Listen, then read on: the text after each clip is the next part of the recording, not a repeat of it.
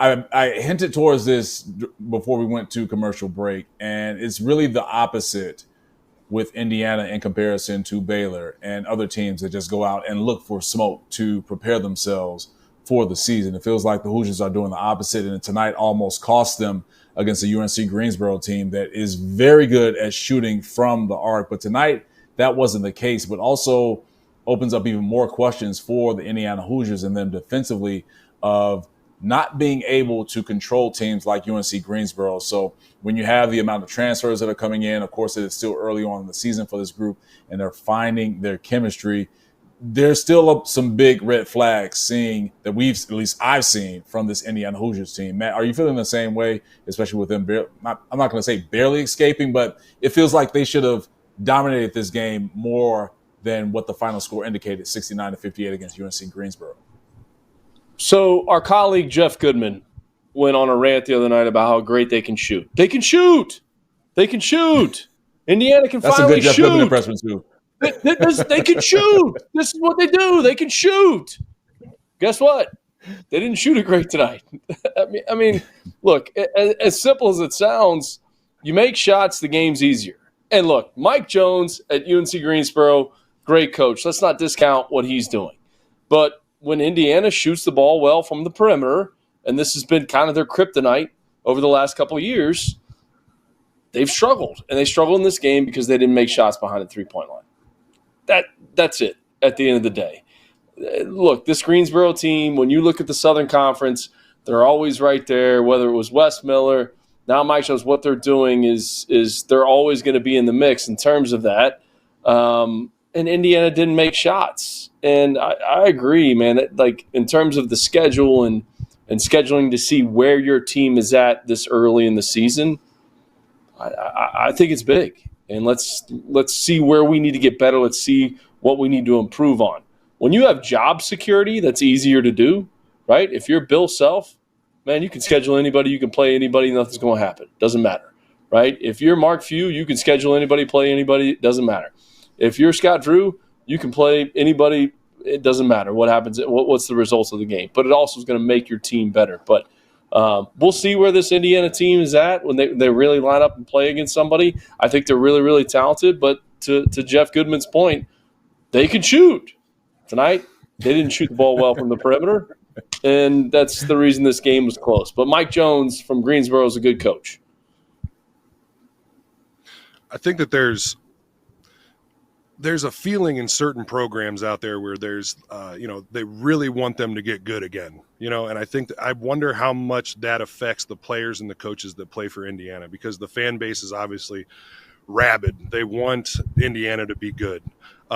Tonight, it didn't pass the eye test. I watched 3/4 of that game. I tried to watch as much as I could with all the other games on, and it was just, it didn't look right. It was like they're losing, or they're only winning by 5 with 12 minutes to go in the second half, I want to say. They didn't shoot the ball well. They weren't super physical. The rebounding battle, they only won it by 5. They turned the ball over quite a bit. I think that those things, on top of all the pressure that comes with being an Indiana basketball player and wanting that program to get back to where it was, I think that is something that people sometimes don't take into consideration when you're looking at these young kids and coaches that are trying to find their way into college basketball. Yeah, and that's the interesting thing about me with Woody's team and the Hoosiers, right? When you have these guys coming in, the transfers that they have, of course, but just along with the size that they're bringing in, and you only win that rebounding battle by 5, 43-38. That's one of the red flags that I see with this Hoosiers team, where they should be doing more. And it's not so much that, okay, well, this is Indiana against UNC Greensboro, but Mike, you alluded to of what UNCG has been able to do in the SoCon. This is a traditionally strong program. They can get after you if you allow them. And again, let's keep this in mind. This is a team that didn't shoot well at all from 3. So just think about if they were staying true to what their character is and what their consistency is from 3. We're looking at a potential upset against Indiana. That's just how tight this game was. Now, of course, you have situations where Bryson Tucker made some big plays and Miles Rice, a freshman and a sophomore, helping you push forward to get this win.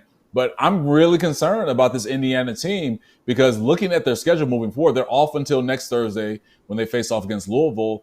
But the only team that I can see when it comes to a ranking attached to their name or a team in terms of with talent that can really get after you with their offensive capabilities is Rutgers. And that's not happening until early January. So that's really when you get into conference play. And that could be dangerous for this Hoosiers team, Matt.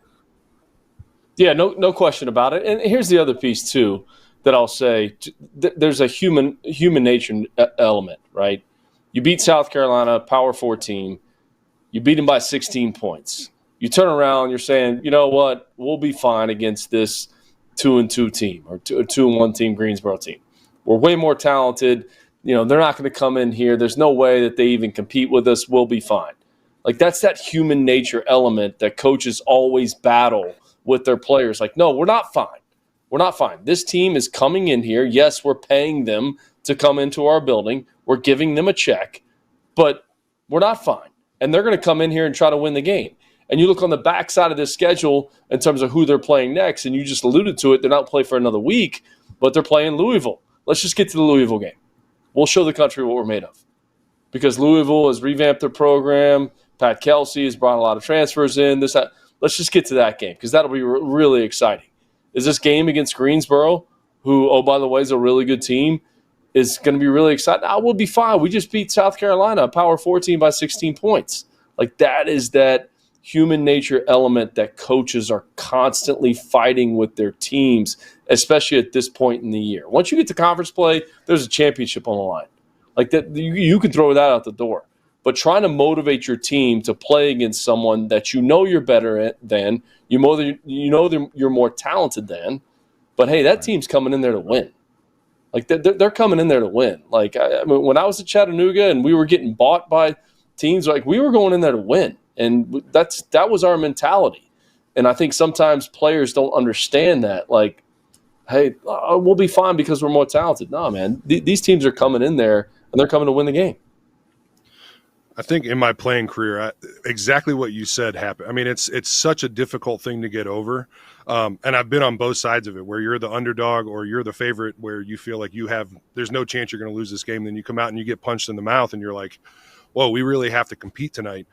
So that's something that I don't think you're ever going to get rid of it completely, but you're right. They're playing big games before, they have a big game after. It's very easy as a player to overlook that. And one of the big things that in the NIL era is that these guys are all playing for jobs at this point. So, they're coming in and they're like, well, yeah, of course I want to have a big game against Indiana because, that could be a stepping stone for me to go to next year. What team am I going to play for? Yeah.